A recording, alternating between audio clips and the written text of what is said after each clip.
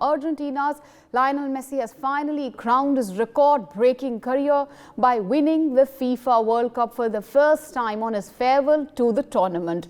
The summit clash went to the wire, with Argentina emerging victorious 4-2 in a penalty shootout against France. This is Argentina's third World Cup title since the Diego Maradona-inspired victory in Mexico in 1986. Now, Sunil Kalra is here with us. He's going to, of course, break down that match for us and tell us some of the most exciting takeaways. Sunil, when we speak about the match yesterday, one of the most exciting matches which I guess any football fan has ever seen, I'm sure you'd agree, isn't it? Absolutely. In the last 50 years, you haven't got a football match, let alone a final of a FIFA World Cup. You know, they often have a tendency of becoming drab, banal and absolutely one-sided. But this was a humdinger. This is going down to the wire, as Ravi Shastri calls it.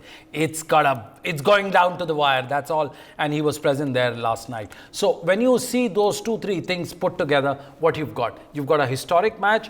B, you've got an iconic figure, Messi, which is at par with Maradona. And third, which is the largest, most viewed match in the world ever.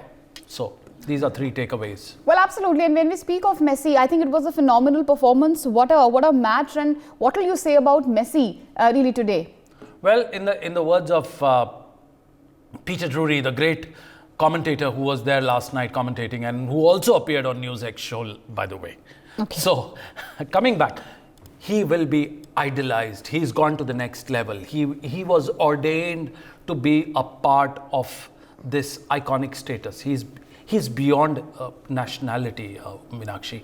He's now what Maradona was in 1986. He's got everybody together. He's brought the love, the romance and the zing and the mojo back to football with just one final last dance that he had last night.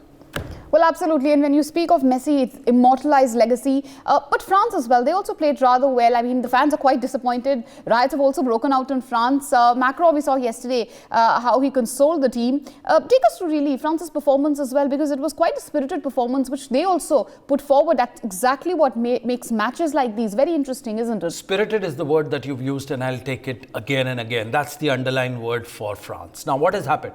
French team was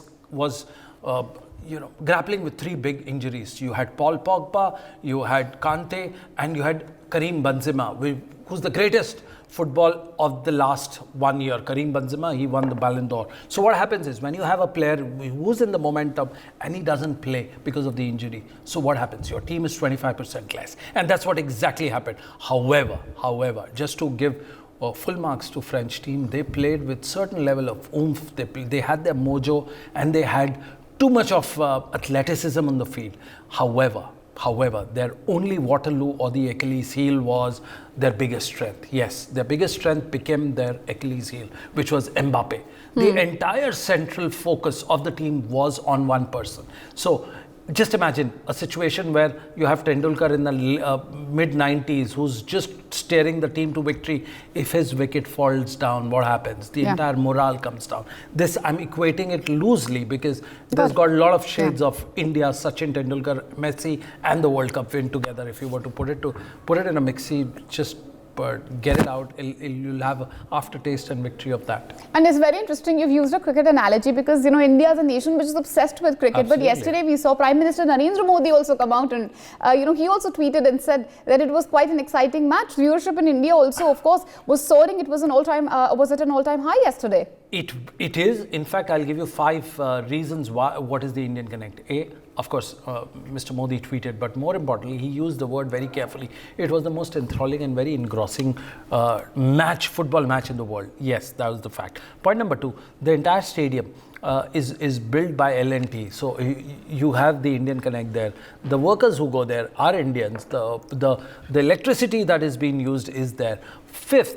Fourth important point, Baiju, which is an Indian company, is actually one of the sponsors, and Messi wears the t-shirt of Baiju's and goes on. And fifth, and the most important thing, India exports 7th number in terms of the fans to this World Cup. Yes, the figure is the top 6 nations, India doesn't figure, but on the 7th, India figures. Without playing and without participating, India is the largest exporter of fans who buy tickets and go and watch the FIFA World Cup match. So just imagine the kind of surround sound we managed to create, and this is what the Indian Connect is. Of course, coming back to your cricket part, very important. India can't stay away from cricket, and that's why you saw Ravi Shastri there reaching 6-7 hours well ahead of his time to give updates.